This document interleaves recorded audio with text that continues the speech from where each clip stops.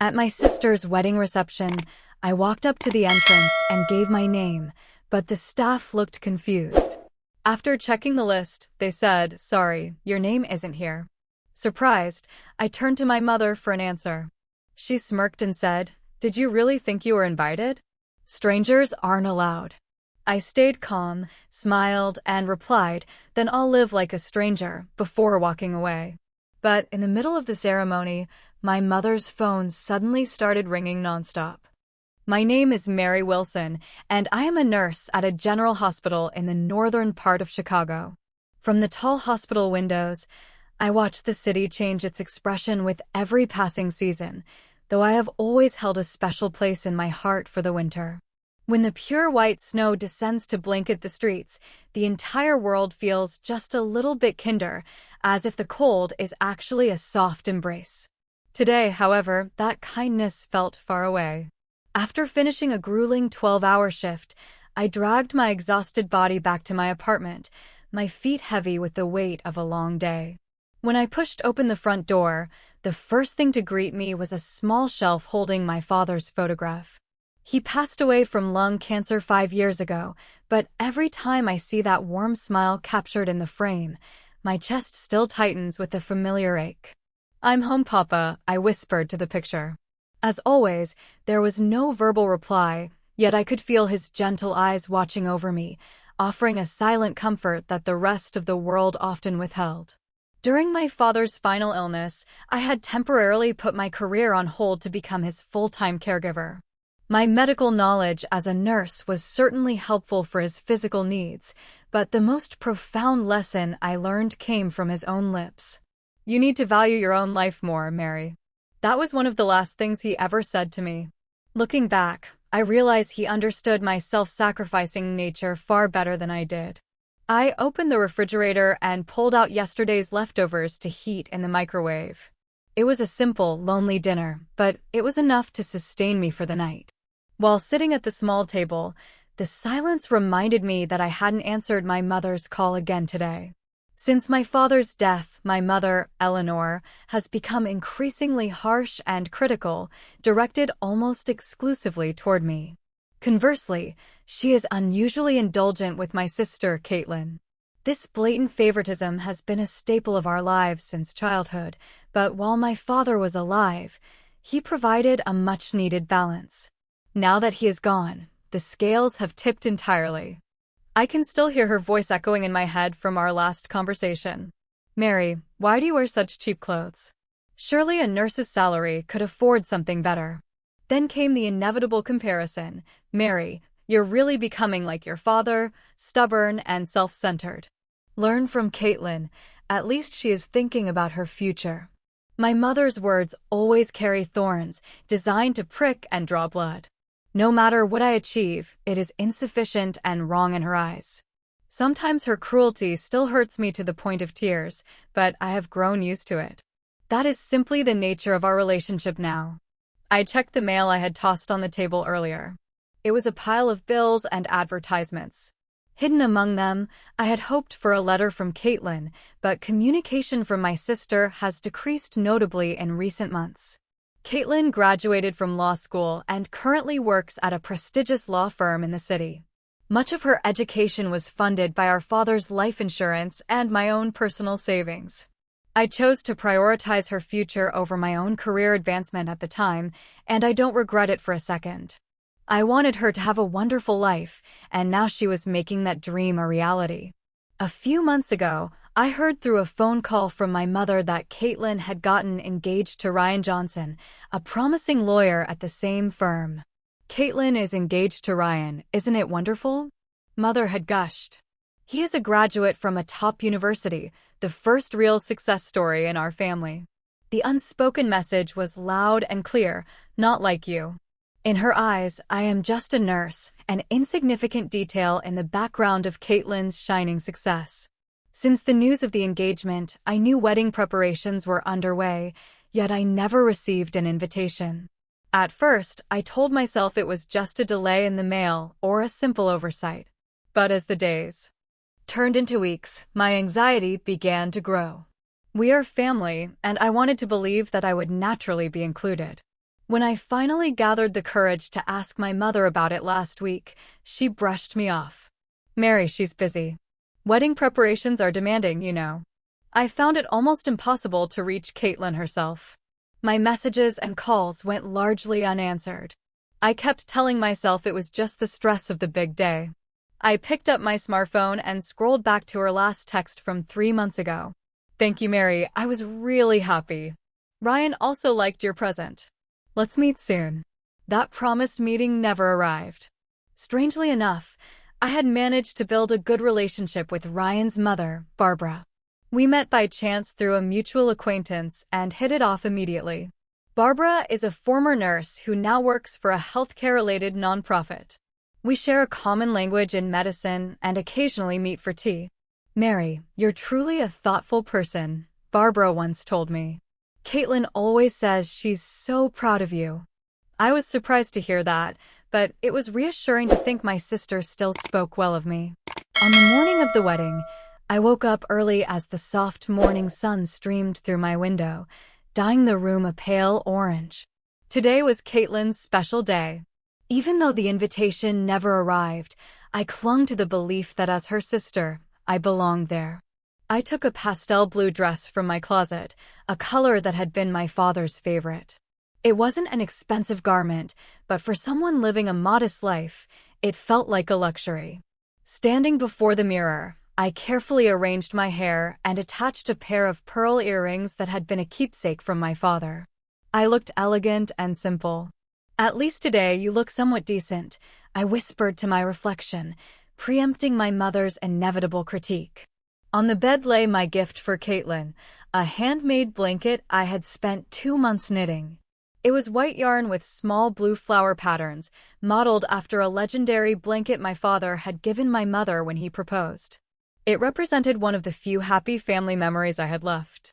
I wrapped it carefully and wrote a simple card, wishing you eternal happiness. I called a taxi and headed toward the luxury hotel downtown. The Chicago cityscape passed by, indifferent to my internal turmoil. I was filled with a volatile mix of joy, expectation, and deep-seated anxiety. I reached the Windsor Hotel, paid the driver, and stepped into the lobby. The marble floors and massive chandeliers were exactly the kind of opulence my mother always insisted Caitlin deserved. At the entrance to the grand hall, a staff member greeted me. Good morning. May I have the name on your invitation? I tried to stay natural. Mary Wilson, I replied. The woman scanned the list, her finger tracing the names twice. Her expression clouded. I'm sorry, but your name isn't on the list.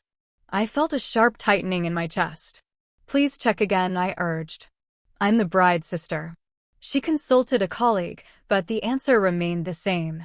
I asked if my mother, Eleanor Wilson, was inside. The staff member confirmed she was. Still clutching the handmade gift, I was eventually allowed to enter the venue. I searched through the sea of faces until I found my mother, smiling with a champagne glass in hand. When she noticed me, she momentarily froze.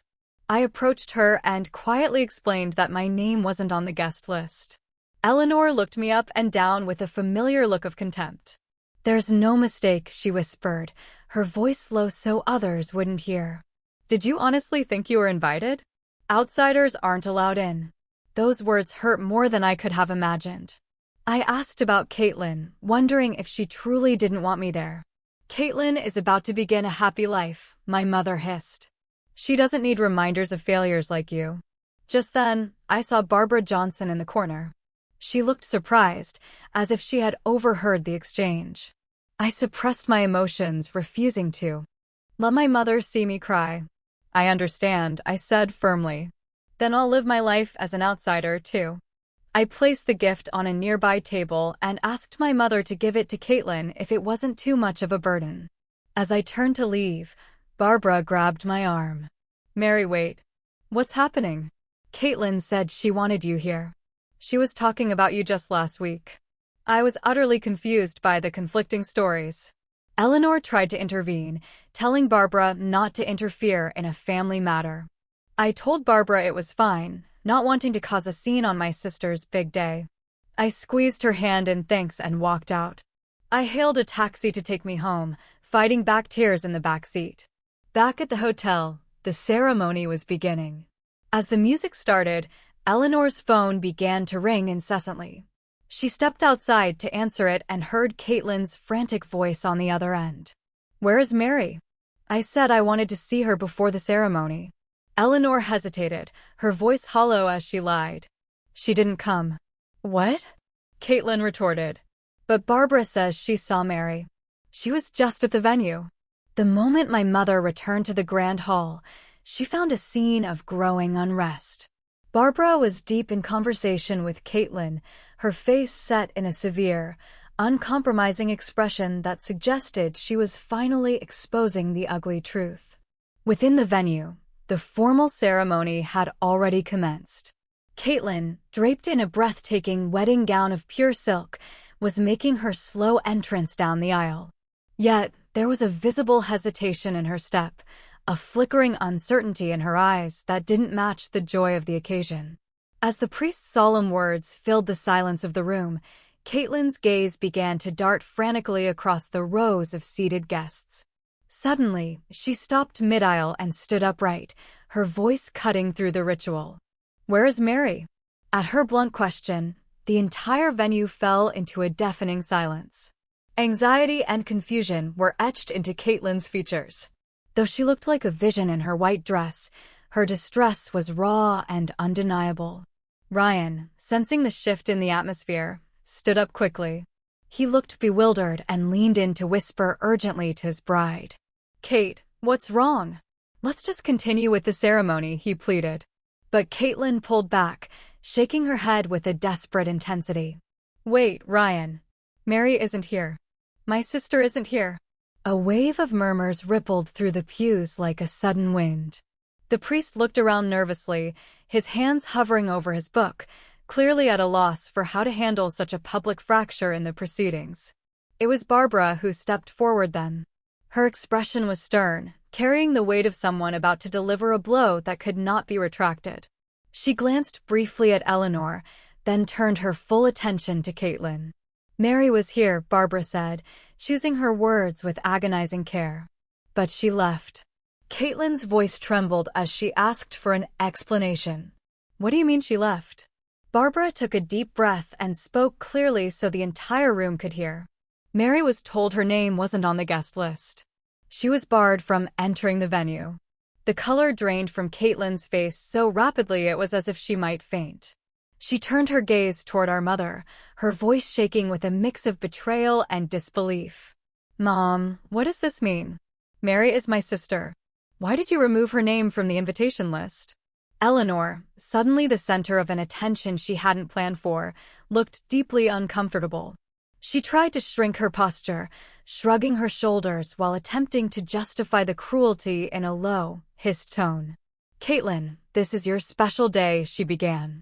"If Mary came, she would have tried to steal the attention, just like she always does. I only wanted to prevent her from taking the spotlight away from you. She always needs to be the center of everything." A flash of genuine anger appeared in Caitlin's eyes. "That is not true," she countered. "Mary has never been jealous of me. She never tried to steal any attention. She is the one person who has always supported me." Eleanor let out a sharp, scoffing sound, the mask of the doting mother slipping away. "You just don't know her true nature," she insisted. "I was only trying to protect you." The murmurs among the guests grew into a loud roar of speculation. Ryan looked toward his parents, his confusion turning into a dawning realization of the injustice that had occurred. Robert Johnson, Ryan's father, stood up next. As a senior partner at a major law firm, he was a man of immense dignity and presence. His voice was low but possessed a power that commanded immediate silence. "What is the meaning of this?" he asked, his eyes locked onto Eleanor. "We believed today was a blessed day when two families would become one. But what we are witnessing is," he trailed off, staring intently at my mother. "I never imagined we would welcome our children into a family that functions like this. I have no desire to be associated with people who would intentionally exclude their own flesh and blood." The tension in the room turned to ice. Caitlin covered her face with both hands, her shoulders shaking as she began to sob. The long train of her wedding dress lay forgotten on the floor, making her appear both beautiful and devastatingly lonely. Ryan didn't hesitate. He rushed to her side and wrapped his arms around her.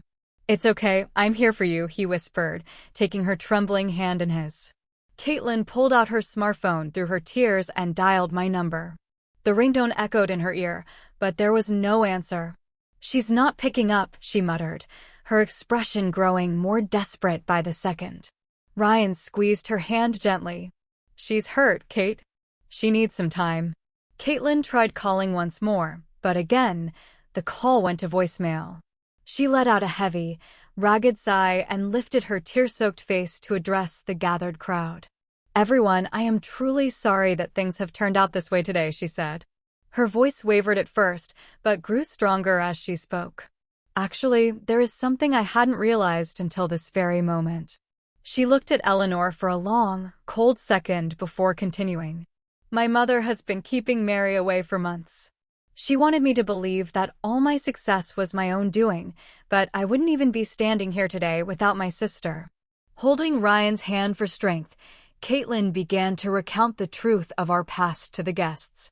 "I was only able to go to law school because Mary helped pay my tuition. She sacrificed her own career and her own dreams to care for our father and to make sure I could achieve mine.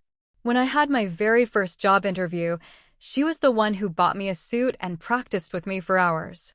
Many of the guests began to look at my mother with visible disdain, while Eleanor simply blushed and stared at the floor. "And this dress I'm wearing?" Caitlin said, lifting the hem of her gown. "I wanted to consult Mary when I was choosing it, but Mom told me Mary was too busy to help." Her voice broke again, and fresh tears streamed down her cheeks. Barbara moved closer, placing a comforting hand on Caitlin's shoulder. "Mary is a truly wonderful person," Barbara added softly. "Every time we meet, she asks about you. She wants to know if you're happy and if the wedding preparations are going well. She loves you more than you know." Caitlin's composure finally crumbled completely. "I'm the worst sister," she sobbed. "I took everything she did for granted." Ryan stepped forward, his mind clearly made up. "Everyone, I apologize, but we are postponing today's ceremony." A wave of shock, followed by nods of understanding, swept through the hall. "We believe a true wedding can only happen when the entire family is present," Ryan declared with absolute resolution. "Without Mary, this ceremony is incomplete." Caitlin looked at him with profound gratitude and squeezed his hand. "Thank you," she whispered. Robert Johnson stepped forward once more to officially apologize to the guests who had traveled from afar, asking for their understanding of a difficult decision. Then, he turned back to Eleanor with a stern, final expression. "I cannot trust someone who does not value family," he said. "How could you do something so despicable?" Eleanor stood motionless and pale, her hands trembling as the false image of the perfect family she had built over years turned to ash in an instant. Caitlin grabbed the hem of her dress with one hand and her phone with the other. "I need to find her," she said. "I have to apologize." Ryan nodded, placing his jacket over her shoulders to shield her from the cold. "Let's go together." On her way out the door, Caitlin stopped and turned back toward our mother. "I can't easily forgive what happened today, Mom," she said, her voice heavy with the weight of the afternoon. "But you are my mother. I hope there will be a day when we can actually reconcile." Eleanor was unable to find words. She simply stood there, crying silently as the daughter she favored walked away. Caitlin and Ryan held hands and left the venue behind, leaving Robert and Barbara to handle the bewildered guests. Barbara called out to Caitlin as the doors began to swing shut, telling her to send my love to me when they found me. Outside, a beautiful sunset spread across the Chicago sky, painting the city in deep bruised purples and golds. Caitlin took a deep breath of the cold air and looked at Ryan. "I know exactly where she is," she said, pulling him toward the car. "My apartment was on the third floor of an old building in North Chicago. It was the same place I had lived with my father, and I stayed there after his death to keep his memory alive. From my window, I could see a small park where the seasons played out in the trees. Having returned from the hotel, I sat on my sofa in my formal blue dress, ignoring the constant buzzing of my phone. I watched the children playing below, their parents watching them with easy smiles. Family, I whispered to the empty room. Something felt fundamentally broken inside me. My tears had long since dried up, leaving behind a hollow emptiness. I'll live as an outsider, I decided, standing up to head to the closet. I planned to take off the dress and never look at it again. Around 7 in the evening, a sudden knock sounded at my door. I stayed still, hoping whoever it was would eventually give up and leave. But the knocking persisted, and then I heard voices. "Mary, open up please," Caitlin called out. I didn't move. "Mary, we're here. Let us talk to you," Barbara added. My heart skipped a beat. Why was Barbara here too? Then a male voice, likely Ryan's, joined in, asking me to please open the door. I walked hesitantly to the entrance and looked through the peephole. Caitlin was standing there, still in her wedding dress, her eyes red and swollen. I took a deep breath and slowly pulled the door open. Caitlin didn't wait for an invitation. She rushed in and clung to me, her body trembling with sobs. I'm so sorry," she choked out. I was surprisingly calm, my nursing instincts perhaps kicking in. "Caitlin, what about the wedding? Why are you here?" Ryan stepped forward into the small hallway and explained quietly that they had postponed the ceremony. They felt a wedding without me would be entirely meaningless. I was speechless as Ryan's parents entered behind them, offering gentle smiles. Barbara asked if they could come in, and I nodded, leading the group into my living room. The apartment was small, but I had made it a home, filled with medical books, novels, and photographs of my father. Caitlin, still crying, took my hands in hers. "I had no idea you were removed from the guest list," she pleaded. "Please believe me." Robert continued the story, his voice calm despite the lingering anger he felt toward my mother. "Your mother removed your name," I said flatly. I wasn't surprised, but Caitlin looked devastated. Why would she do such a thing? I shrugged wearily and told her the truth I had lived with for years. Mom always loved her more, and I was just a nuisance. "That's not true," Caitlin argued, her voice rising. She took out her smartphone, her hands shaking as she searched for old records. "Barbara told me Mom has been lying to me about you for years. Look at this." She handed me the phone. I saw text messages from Eleanor dating back 2 years. One message claimed I was too busy to attend Caitlin's graduation and that they should celebrate without me. My eyes widened in shock. "That's a lie," I whispered. "I applied for time off for that day, but Mom told me you didn't want me there." Another message showed Eleanor claiming I hadn't sent a birthday present because I was too busy with my own life. "I sent presents every single year," I told her, my voice beginning to tremble. "I gave them to Mom to give to you." Barbara explained that Eleanor had been deliberately destroying our relationship for years, hiding gifts and intercepting letters. Caitlin blamed herself for not questioning our mother's narrative sooner. She looked at me with an intensity one hadn't seen since we were children. Law school tuition, the suit for my first interview, nursing Dad through his cancer, it was all you, she said. I felt a rush of complex emotions, anger, relief, and a deep, soul-aching love.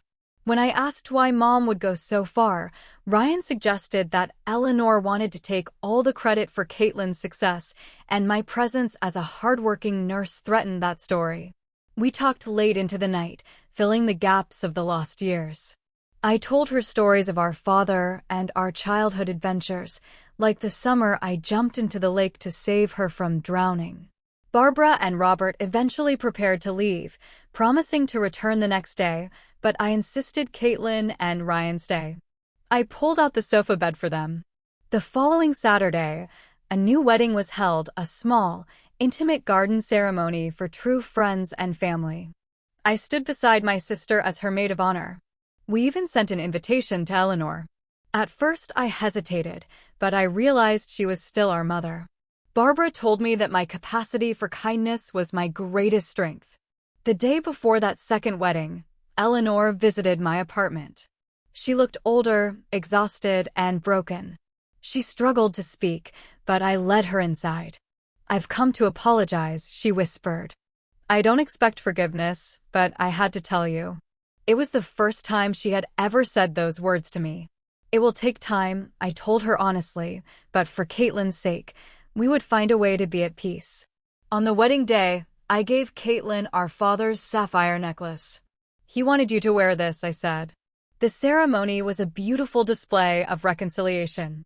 A year later, Chicago was once again covered in snow. I returned home from a night shift to find my apartment warm and bright with Christmas lights. My life was different now. I had lunch with Caitlin every week, making up for all the time we had lost. At our last lunch, she had given me a Christmas invitation with a handwritten note saying she had something special to tell me.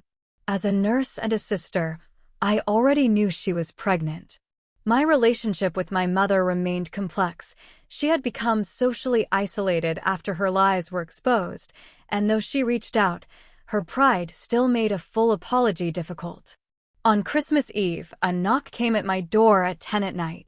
It was Eleanor, covered in snow and looking determined. I let her in, and we sat in silence drinking tea. Finally, she spoke. "Mary, I was a terrible mother. I'm truly sorry." She admitted she had been jealous of how much I sacrificed for the family and was afraid to face her own failures. She handed me a jewelry box containing the diamond earrings I thought were lost years ago. "I stole them," she admitted. I told her forgiveness wouldn't be easy, but we could try to rebuild, step by step. I invited her to Christmas dinner at Caitlin's the next day. The dinner was full of light. When Ryan announced the pregnancy, Caitlin asked me to be the godparent. I promised to love the child with all my heart. Caitlin even told Eleanor she wanted her involved as a grandmother, saying the past was the past. That night, as we took a family photo, I spoke to my father in my heart. "We are a family again, Papa." Outside, the snow fell gently, and while the wounds of the past weren't gone, a new light of hope was shining on us all. Thank you.